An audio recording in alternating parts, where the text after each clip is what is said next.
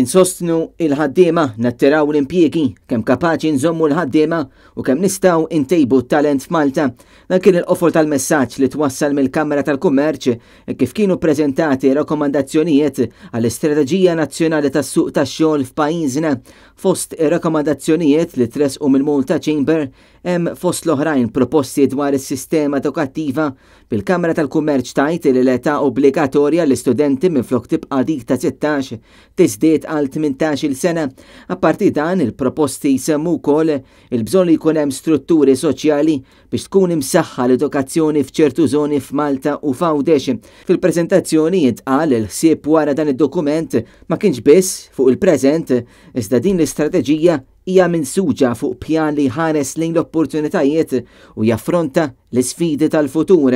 F'kummenti li tat il-Net News il-President tal-Kamra tal-Kummerċ Marisa Xwiereb spjegatilna x'tistenna li jsir mill-awtoritajiet.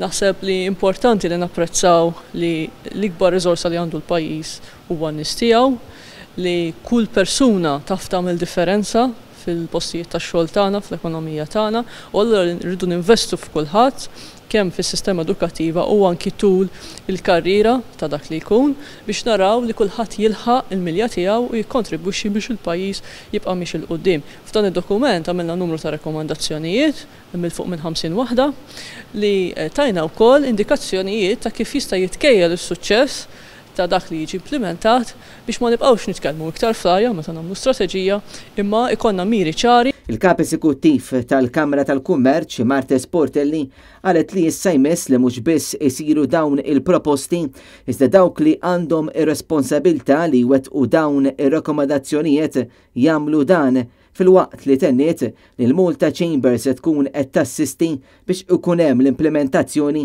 ta' dan il-pjan. Dan il-pjan issawwar bi sħab mal-RSM Malta.